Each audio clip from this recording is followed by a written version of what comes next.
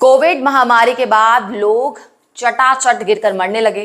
कोई नाचते नाचते मर रहा था, कोई क्लासरूम में बैठे बैठे, कोई जिम में एक्सरसाइज करते करते। 18, 20, 25 साल के जो लोग हैं वो मरते रहे। सरकार बहादुर, उन्होंने तो पल्ला झाड़ लिया कि वैक्सीन से कोई दिक्कत नहीं है। इतना ही नहीं, कोर्ट में यहां तक कह दिया कि हमने तो अनिवार्य किया ही नहीं था, सब लोगों ने खुद लगवाई। वहीं एम्स में बैठे जो बड़े बड़े डॉक्टर्स हैं, जिनको धरती के भगवान का खिताब हासिल है, जोर जोर से कहते रहे कि मरने वाले जंक फूड खाते थे, सिगरेट पीते थे, लाइफस्टाइल खराब थी। यानी कि सरकार की नजर में नंबर बढ़ाने के लिए जितना डिफेंड कर सकते थे वो करते रहे। लेकिन अब धीरे धीरे एक एक वैक्सीन कंपनी ये स्वीकार कर रही है कि उसकी वैक्सीन का साइड इफेक्ट भी हुआ है। ब्रिटिश फार्मा कंपनी एस्ट्राजेनेका ने पहली बार कोर्ट में यह स्वीकार किया है कि उसकी कोविड-19 वैक्सीन से गंभीर साइड इफेक्ट हो सकते हैं। इसी वैक्सीन को भारत में हम कोविशील्ड के नाम से जानते हैं। एस्ट्राजेनेका ने इस वैक्सीन को यूनिवर्सिटी ऑफ ऑक्सफोर्ड के साथ मिलकर तैयार किया था। वैक्सीन लेने के बाद मौत, ब्लड क्लॉटिंग और दूसरी गंभीर दिक्कतों के कारण एस्ट्राजेनेका कानूनी कार्रवाई का सामना कर रही है। कई परिवारों ने यह आरोप लगाया कि इस वैक्सीन के कारण कई सारे गंभीर साइड इफेक्ट्स हुए हैं। द टेलीग्राफ अखबार ने कोर्ट के जो दस्तावेज हैं उनके हवाले से एक रिपोर्ट तैयार की है और इस रिपोर्ट के मुताबिक एस्ट्राजेनेका के खिलाफ पहला केस जेमी स्कॉट नाम के एक शख्स ने दर्ज करवाया था।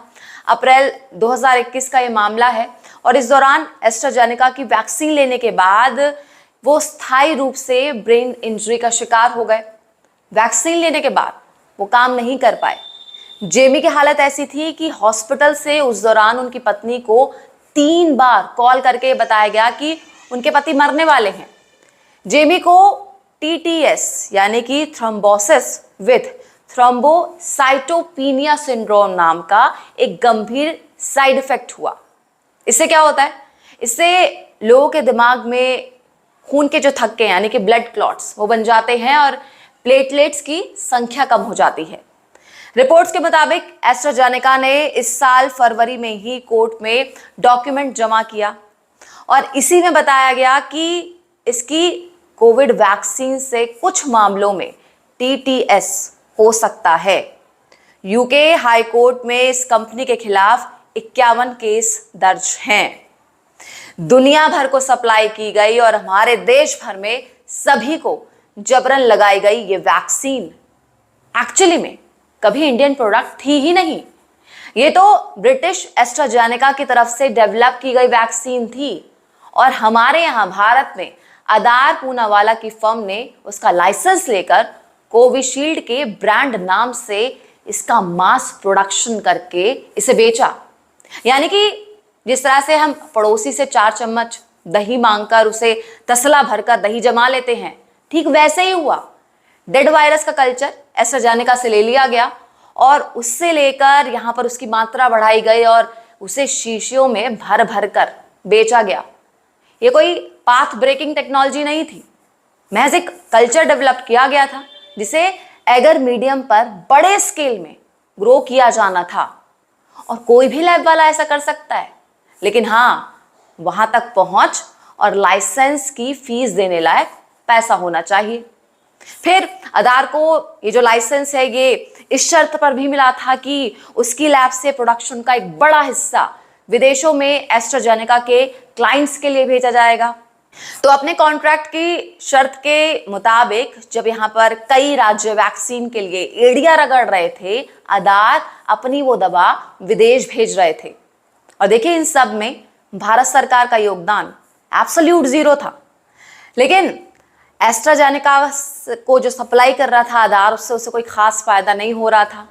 अब देखिए, आते हैं इलेक्टोरल बॉन्ड। उसकी हिस्ट्री बताती है कि मोटा चंदा भारतीय जनता पार्टी को मिला उस टाइम और उसके आसपास ये जो दवा थी इसको भारत में चटपट अप्रूवल और 3 गुने दाम पर सप्लाई का कॉन्ट्रैक्ट मिल गया।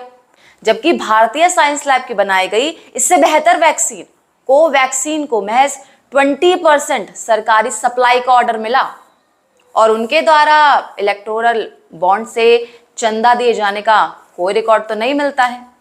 बस फिर क्या था, चाहे कोई यात्रा हो, स्कूल हो, कॉलेजेस हो, हर जगह पर वैक्सीनेशन सर्टिफिकेट मैंडेटरी यानी कि अनिवार्य कर दिया गया। डर का ऐसा माहौल पैदा कर लिया गया कि हर किसी के लिए इसे लगवाना मजबूरी हो गया। हद तो तब थी कि 90 रुपए कॉस्टिंग वाली इस दवा को आधार की कंपनी जो है वो सेंट्रल गवर्नमेंट को 400 रुपए और स्टेट्स को 1000 रुपए की प्राइसिंग कर रही थी। बहरहाल कुछ माह और कुछ साल के अंदर अंदर पूनावाला की जो छोटी सी एक दवा फर्म थी वो सिर्फ एक दवा फर्म से चोटी की फर्म कंपनी बन गई। महामारी खत्म हुई, आधार बिलियनर बन गए, भारत छोड़ा और लंदन में जाकर मकान खरीद लिया, वहां शिफ्ट हो गए और आजकल फिलहाल अमीरों की मैगजीन में घोड़े पालते हुए दिखाई देते हैं।